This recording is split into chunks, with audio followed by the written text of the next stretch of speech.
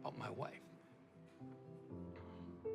This sketch doesn't want to be funny. But she's beautiful, but she's dying. Why would you wish your wife to be ill? What kind of sketch is this? She's sick, but she's hanging in there. Now don't get me wrong, of course I think you should leave this a comedy show. But at a more fundamental level, it is about the things and the stories that Tim Robinson thinks are important, not just funny. And this Diner Wing sketch is a prime example. It's about this guy, Tim Robinson, and his daughter. He wants to go home, she wants some ice cream. He doesn't want any discussion around it, so he just invents a little lie. Ice cream store is closed today. The ice cream machines freeze up and they don't work anymore.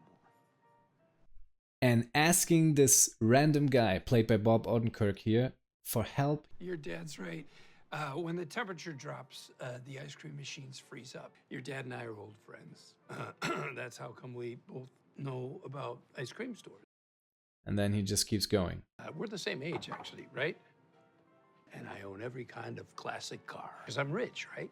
I even have doubles. Actually, I have triples of the Barracuda. But I have a wife. This sketch is not about being funny. I mean, it has its funny parts. Like we have the basic premise that he can make stuff up and the father cannot object. And the little nugget with the cars, like he has triples of the Barracuda, the Nova, and the Roadrunner, but they're basically all the same car. So he has the same car 9 times. But this is not what the sketch is about. It's just about a guy who wishes his life was different. And that's a theme that we see more than once in this show. My life is nothing I thought it should be and everything I was worried it would become. It's not about him being a freak or a complete outsider. You see this?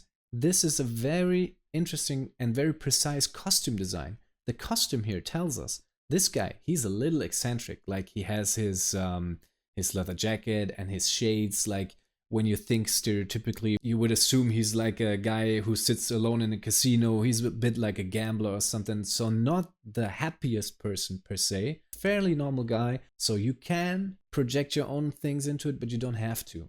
They keep a nice distance here. And now comes the important part. His dreams of making stuff up, which is in itself quite an emotional theme. You think you can sympathize with that. But then there's this one line that really got me thinking, that cuts deeper than all the others. But she's beautiful, but she's dying. He starts out with his dreams and vision of his life being very superficial. He has the cars, he has the wife, and you think the wife, that's a meaningful thing. But he starts out with her being a model and just beautiful, and it's like commercial dream of life, having money, cars, and women.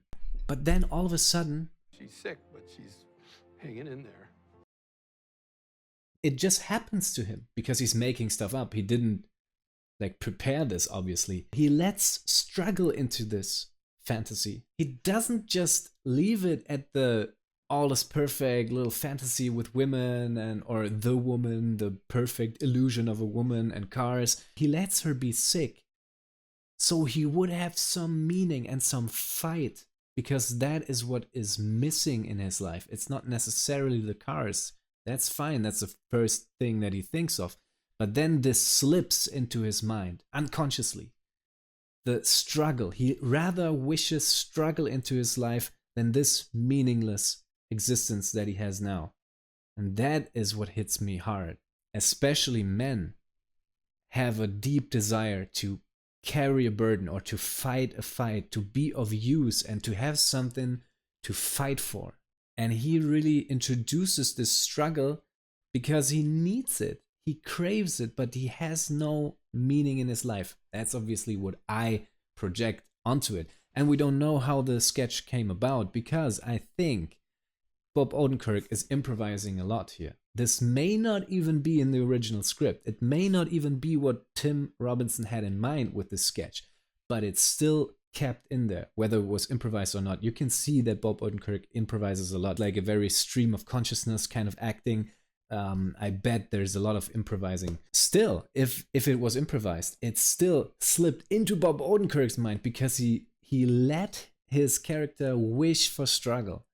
And that is something that is so deeply ingrained in us. Nowadays, we have so many people that don't have a fight. They have a lot of struggle in their lives. We all have a lot of struggle, but we don't have a lot of meaning. We're the middle children of history, man. No purpose or place. We have no great war, No Great Depression. He lets this creep into his fantasy, to have some responsibility, to have some struggle. Like I said, this is a theme that pops up more often in Tim Robinson's show. It's a very modern problem that we have. And the solution is not easy, but simple. Lift a load. Then you can tolerate yourself, right? Because look at, you're useless. Pick something up and carry it. Make it heavy enough so that you can think, yeah, well, useless as I am, at least I could move that from there to there.